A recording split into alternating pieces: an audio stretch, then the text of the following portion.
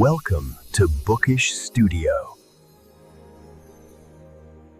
जब पोरबंदर से पिताश्री राजस्थानी कोर्ट के सदस्य बनकर राजकोट गए, तब मेरी उम्र लगभग 7 वर्ष की रही होगी। राजकोट की एक ग्रामीण स्कूल में मुझे दाखिल किया गया। उस स्कूल के दिन मुझे अच्छी तरह याद है। मेहता जी का नाम पता भी मुझे याद है। जैसे पोरबंदर में, वैसे ही वहां की पढ़ाई के बारे में भी विशेष कुछ कहने योग्य नहीं है। मैं शायद सामान्य स्तर का ही विद्यार्थी रहा होऊंगा। ग्रामीण स्कूल से प्रांतीय स्कूल और वहां से हाई स्कूल तक पहुंचा। यहां तक आते आते मेरा 12वां वर्ष पूरा हो गया। उस समय तक मुझे कभी यह स्मरण नहीं कि मैंने किसी भी अवसर पर शिक्षकों को धोखा दिया हो, न ही मित्र बनाए हो। ऐसा भी मुझे याद नहीं। मैं अत्यंत शर्मीला लड़का था। स्कूल में मेरा काम बस अपने काम तक ही सीमित रहता। घंटी बजते ही पहुंचना और स्कूल छूटते ही घर भाग जाना।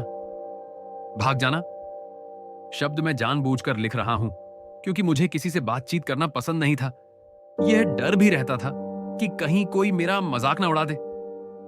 हाई स्कूल के पहले ही वर्ष की परीक्षा के समय की एक घटना उल्लेखनीय है। शिक्षा विभाग के इंस्पेक्टर जाइल्स स्कूल की जांच के लिए आए थे। उन्होंने पहली कक्षा के बच्चों से 5 शब्द लिखवाए। उनमें एक शब्द केटल पर था। उसकी वर्तनी मैंने गलत लिख दी। मास्टर ने मुझे अपने जूते की नोक से हल्का सा इशारा करके चिताया, लेकिन मैं क्या समझता। मुझे यह सूझा ही नहीं कि मास्टर चाहते हैं कि मैं सामने वाले लड़के की स्लेट देखकर अपनी वर्तनी सुधार लूं। मैंने तो यही समझा कि मास्टर यह देख रहे हैं कि हम एक दूसरे से नकल न करें। सभी बच्चों के 5 शब्द सही निकले और अकेला मैं असफल ठहरा। मेरी इस मूर्खता को मास्टर ने बाद में समझाया भी, पर उस समझाइश का मेरे मन पर कोई असर नहीं पड़ा। मुझे कभी दूसरों से नकल करना नहीं आया। फिर भी मास्टर के प्रति मेरा विनय कभी कम नहीं हुआ। बड़ों की गलतियां न देखने का गुण मुझ में सहज ही था। बाद में मास्टर की अन्य कमियां भी मेरी जानकारी में आईं। फिर भी उनके प्रति मेरा सम्मान सदा बना रहा। बड़ों की आज्ञा का पालन करना, इतना तो मैं समझ ही गया था। वे जो कहें वही करना, और वे जो करें उसमें हम न्यायाधीश न बने। इसी समय की 2 और घटनाएं मुझे हमेशा याद रही हैं। सामान्यतः मुझे स्कूल की पुस्तकों के अलावा कुछ पढ़ने का शौक नहीं था। पाठ करने चाहिए, डांट न पड़े, मास्टर को धोखा न देना पड़े, इसलिए पाठ पढ़ता था।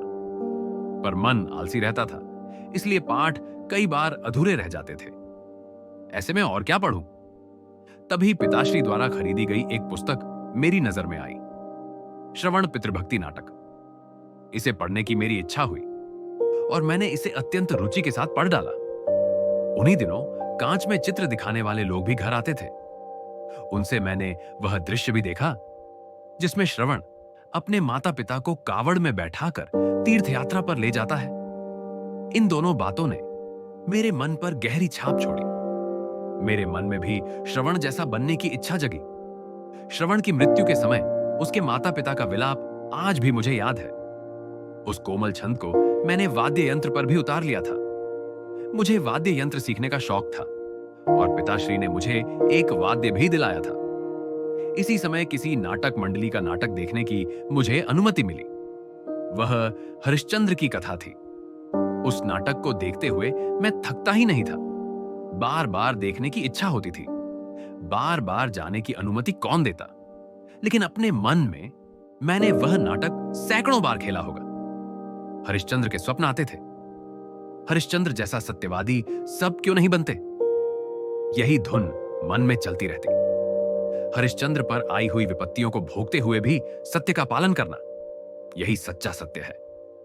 मैंने तो यह भी मान लिया था कि जैसे नाटक में लिखा है, वैसी ही विपत्तियां वास्तव में हरिश्चंद्र पर आई होंगी।